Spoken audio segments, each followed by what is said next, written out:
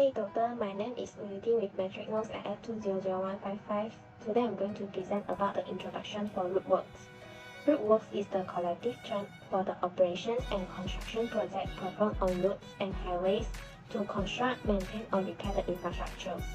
It requires a variety of work including paving, resurfacing, widening, fixing potholes, putting up signs, and enhancing safety precautions. But according to the DOSM 2021, there were about 22,674 occupational accidents and 312 occupational fatalities in Malaysia in 2020. For example, services are the primary industry that causes occupational accidents, followed by manufacturing and construction. Hence, in order to tackle out with this problem, the risk assessment should be implemented. For Osha Construction Industry Management 2017, the design team must guarantee that all risks connected to design elements, such as building design, are limited, reduced and controlled to an appropriate level. For occupational safety health specifications and details for construction work, developers are also urged to deploy cutting-edge technology for safety surveillance in fostering a safety culture. In order to guarantee that employees are prepared for any emergency event or incident, developers should provide workers with proper training sections in hazard identifications, risk assessments, and risk control. In this project, the selected route was located at Pekalan Barat, Malacca, where wider route work was conducted and median was installed nearby the primary school to ensure that the safety for children was assured. Next, I'm going to present about what is route work. Due to high use in route, there may be some problem pops out, especially for the road conditions. Routes may deteriorate over time as a result of elements like bad weather, high traffic, and regular wear and tear. Besides, route work may also deal with capacity enhancement since the populations keep increasing. Route networks frequently experience delays and congestion due to the expanding population and rising automobile ownership. Hence, the project increased the capacity of existing routes by widening, adding new lanes and highways, and interchange in order to meet these obstacles. Route work also play a crucial element in protecting the safety of route users, especially for motorists, by installation of safeguards. The safety of motorists is a top priority during the route constructions. That entails the placement of guardrails, route markings, traffic signs, and other safety equipment to direct and safeguard motorists, cyclists, and pedestrians. Apart from the safety of route user and traffic management, route work also acts as a platform between route user and environment. Route work entails adopting eco-friendly materials, installing durable drainage systems, and adding plants and greenery. With the goal of fostering a healthier and more sustainable urban environment, such programs assist in reducing the negative environmental effect of route constructions and maintenance. Hazard identification is the process to identify hazard in a situation with potential harm in the condition of workplace, activity performed, or equipment used. The purpose of the hazard identifications is to mitigate or eliminate the risk happens using control measures to prevent human injury, damage to property, and environment. Besides that, a healthy hazards can pose a risk to human health that produce short-term and long-term problems. A safety hazard is a potential to cause injury or damage to property due to inadequate of workplace controls. Risk is a probability of the hazardous event that occurs which contribute to damage, harm, and illnesses. The severity and the likelihood are the elements to evaluate the risk. The likelihood is the chance of the unsafe conditions occurs, while the severity is the degree of injury. Risk will always occur in the situation that expose to danger, without an exception on construction site. Hence, the risk assessment shall be conducted to manage the risks effectively.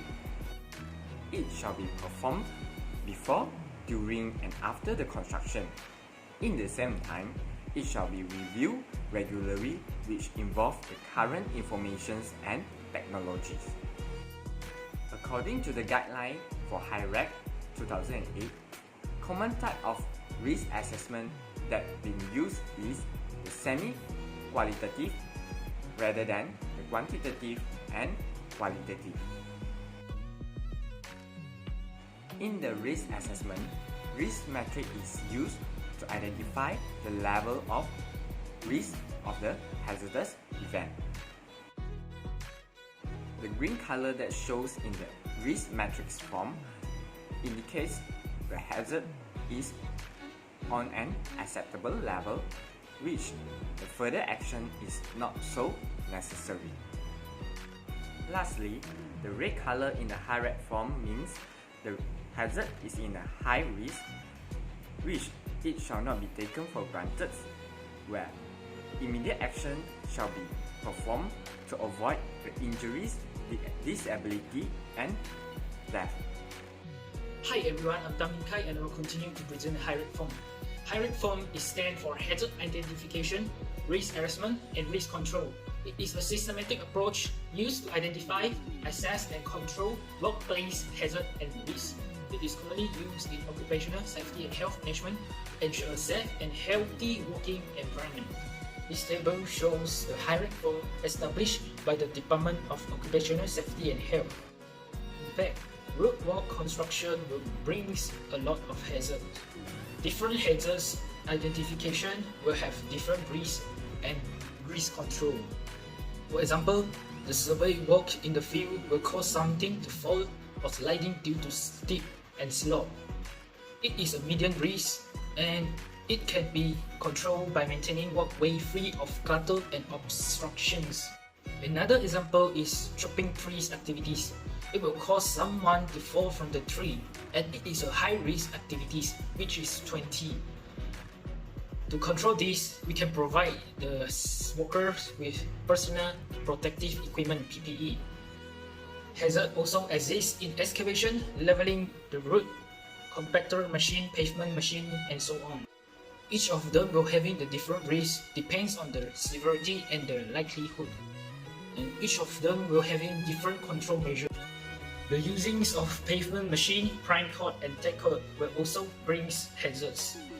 The risk and the control measure are listed as the table above. Good day to doctors and my fellow friends.